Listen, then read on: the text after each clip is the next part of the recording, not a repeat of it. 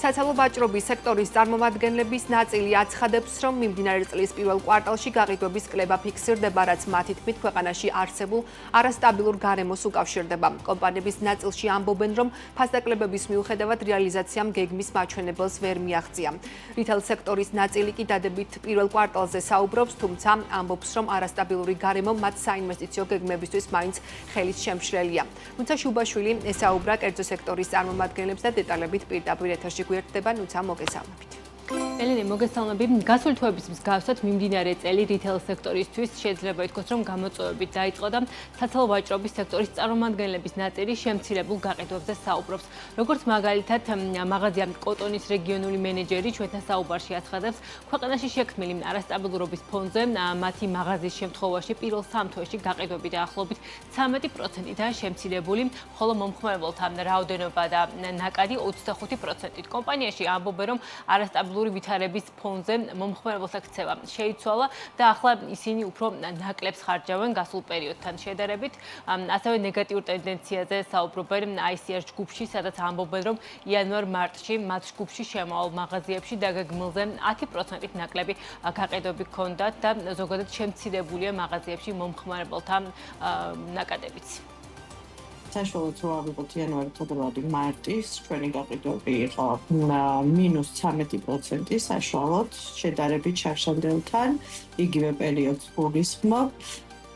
რაც შეეხება თვითონ ესე ვთქვათ, მომხმარებლის რაოდენობას, მომხმარებლის რაოდენობამაც ასევე დაიკლო, საშუალოდ 25% ამ პირველი კვარტალის. ჩვენი ვარაუდით, ამ მოვლენებმა ძალიან იქონია, ესე ვთქვათ, დიდი ზეგავლენა და ის უკვე დაგვეტყო ნოემბრის თვიდან მოყოლებული, ასევე ძალიან დაეტყო დეკემბერსაც, ახალ წელსაც, ეგრეთი ახალწელი ნამდვილად არასდროს არ მქონია, არც პანდემიის დროს აღნიშნავ.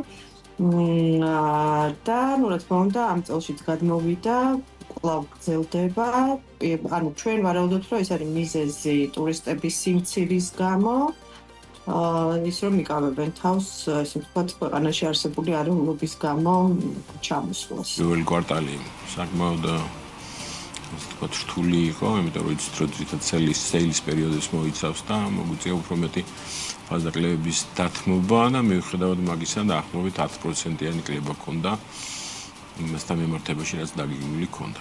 აპრილი რთულად დაიწყო, ვფიქრობ, რომ რთული იქნება მეორე კვარტალი.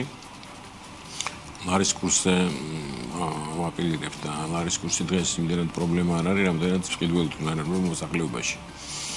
ისე გამომდინარე, რომ მოსახლეობას შემოსავალი უმცირდება, ინფლაცია რეალურად იზრდება და ჩვენც რო ვაკვირდებით, ჩვენ აღვიძხავთ შემოდინებას მომხმარების მაღაზიებში და საკმაოდ შემცირებულია. დადებით ტენდენციებზე საუბრობენ სინემი რიტეილში, რომელიც არაერთ ცნობილ ბრენდს აერთიანებს. კომპანიის დირექტორი რეზო მაღალაშვილი აცხადებს, რომ მათი მაღაზიების და ჯგუფის შემთხვევაში პირველ კვარტალში გაყიდვები დაახლოებით 15%-აა გაზრდილი, რაშიც წვლილი შეიტანა როგორც მომხმარების რაოდენობის ზრდამ, ასევე დანახარჯების გაზრდამაც. თუმცა გაუმჯობესებული გაყიდვების მიუხედავად რეზო მაღალაშვილი ამბობს, რომ ზოგადად ქვეყანაში შექმნილი არასტაბილური გარემო მათ საინვესტიციო გეგმებისთვის მაინც ხელის შემშლელია და მათ გარკვეული საინვესტიციო პროექტები უკვე მომავალი წლისთვის გადაავადეს. პირველი კვარტალი კარგი გამოდგა, ჩვენ მოლოდინებს გადააჭარბა, ჩვენ არ ვარაუდობდით 5%-ზე მეტ ზრდას, როდესაც 2025-ს გეგმავდით, თუმცა 15% არის გაუმჯობესება შარშანდელ ანალოგიურ პერიოდთან შედარებით. უფრო მოლოდინებზე აისახება და არა რეალურ შედეგებზე, შედეგები კარგია. მოლოდინებზე რატო საუბრობ, იმიტომ რომ იგივე დიდი პროექტები ვადაში გადავწიეთ, რომ დაველოდებით სიტუაციის დასტაბილურებას, თუმცა შედეგები კარგი არის. ბათუმში განსაკუთრებით კარგი შედეგებია, თუ ქვეყანაში სადღაც 15%-ია ზრდა, ბათუმში 35% არის, რაც პრინციპში ახალ სავაჭრო ცენტრებში როგორც წესი ორნიშნა ზრდა ნორმალური მაჩვენებელია, თუმცა 35%-ს არ ველოდით ნამდვილად. რიტეილ სექტორის წარმომადგენლები აცხადებენ, რომ მათ მიუხედავად რთული პირველი კვარტალისა, მაინც მოლოდინები აქვთ, რომ შეიძლება უკვე შემდგომ თვეებში, მათ შორის ზაფხულის პერიოდში, ტურისტული ნაკადების გაზრდის ფონზე გააქტიურდეს გაყიდვების დინამიკაც. მადლობა ნუცა, რიტეილ სექტორში არსებულ ტენდენციებზე ნუცა შუბაშვილი საუბრობდა.